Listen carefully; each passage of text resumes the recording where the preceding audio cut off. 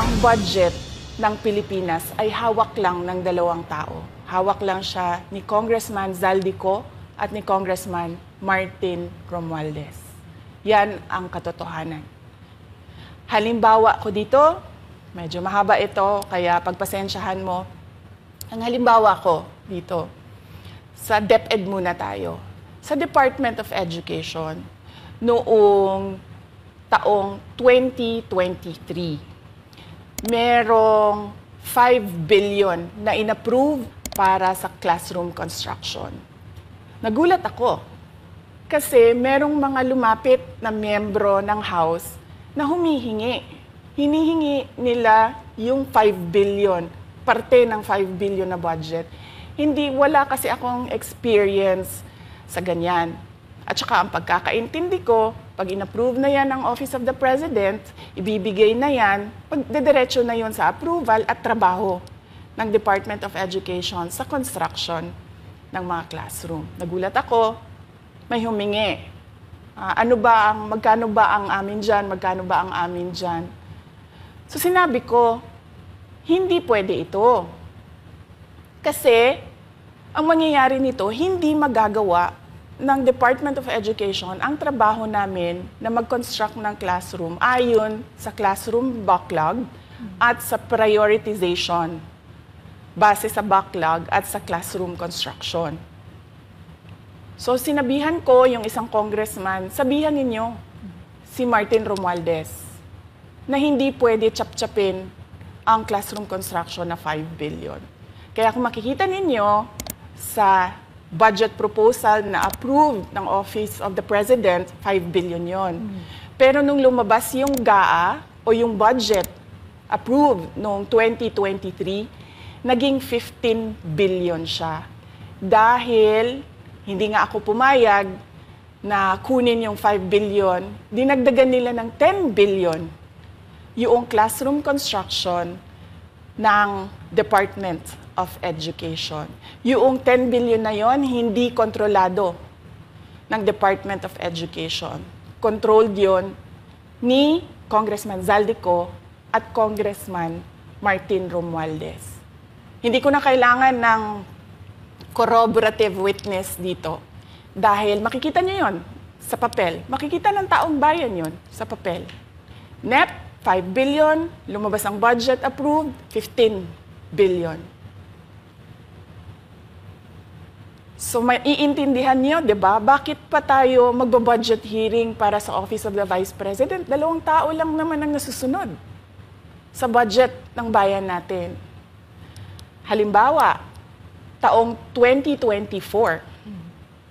Kung makikita niyo, ang approved na budget ng Office of the President para sa classroom construction ay 19 billion. Noong lumabas na ang House version ng Appropriations Bill, ay naging 24 billion ito. So, approved 19 billion, paglabas sa House, naging 24 billion. At doon sa 24 billion na yon, kung hahanapin mo sa papel, kinuha nila ang 5 billion ng repairs ng classrooms at nilagay nila doon sa 19 billion para maging 24 billion siya. So ang naiwan sa repairs, sa kawawang mga classroom, ay 1 billion. Kaya makikita nyo, sa papel, nandyan yan. Naging 24 billion. At hindi lang yan, dahil noong 2023 ay hindi ako pumayag na hindi masunod yung DepEd na rules sa paano mag-classroom construction based on need, ang ginawa ngayong 2024, inattach nila ang listahan na kung saan gagawin ang mga classroom construction worth 17 billion. Makikita nyo yon sa papel. Pagdating namin sa Senate, nakita yun ng mga senador. Tinanong nila ang Department of Education, totoo ba o hindi totoo na galing sa inyo ang listahan ng 17 billion ng mga classroom construction. So sabi namin sa mga senador, hindi totoo. Hindi namin magagawa yung trabaho namin. Hindi natin masasolve ang classroom backlog kung ganito ang nangyayari. Pwede ba ninyo kaming tulungan? Yung mga senador naman, very helpful sila. Oo, tulungan namin kayo. Kaya nga kung makikita ninyo sa interpellation ng isang senador doon sa budget hearing sa Senate, tinanong niya diretso, galing ba sa DepEd ang listahan ng 17 billion?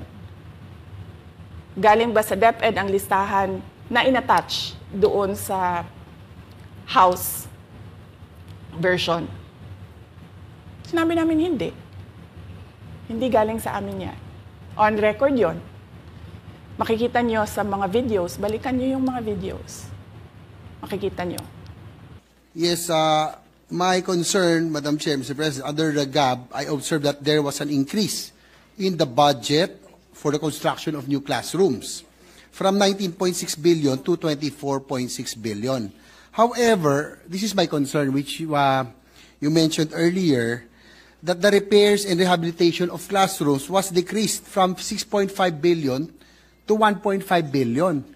I also have information, Madam Chair, Mr. President, that 24.6 billion allocated under the GAB, but only 9.8 billion from the allocation is left to the discretion of DepEd. Kaya hindi ko na kailangan ng witness kasi makikita nyo sa papel. Tapos dumating ang BICAM, walang nangyari dahil ang nasusunod doon ay si Congressman Zaldico at si Congressman Martin Romualdez. Kaya nandun pa rin naka-attach yung 17 billion na ginawang listahan ni Co at ni Romualdez. In fact, balik lang ako konti sa'yo ha. Kahit yung mga congressman, nakikita nila yung problema ng ginawa nila na pag-attach ng listahan sa budget. Kasi doon sa basic education hearing noong May 2024 ng House of Representatives, merong isang congressman nagreklamo, bakit ang tagal ng classroom construction? Bakit ang tagal? Eh sabi nung USEC ng DepEd, kasi may pabago-bago sa listahan ng DPWH dahil hindi kami ang gumawa ng listahan. Yeah, Mr. Chair, with respect to the 17 billion in Annex A of the GAA, we are not privy on how the school sites were chosen. So, be it as it may. How is it chosen? I'm not privy to that, Mr. Chair. When the GAB came out, there was a 14.7 billion Annex A. Then when the committee, the GAA came out, from 14.7 it became 17 billion. So we are not privy to how the list was generated. So dagdag ko lang yan doon sa confirmation na kinuha nila yung budget ng DepEd at isa yan sa mga rason kung bakit ako nag-resign sa Department of Education. Hindi na ako papayag na sa susunod na taon, ganyan pa rin ang gawin nila at ako yung mananagot sa ginagawa nila. Kaya yan yung sinasabi ko, bakit pa tayo mag-question and answer dito para atakihin niyo ako? Ang masusunod lang naman sa budget, 2 tao lang. Makikita natin na let's stick to our plan, atakihin natin ito siya. Walang kinalaman sa kanyang Office of the Vice President 2025 budget proposal.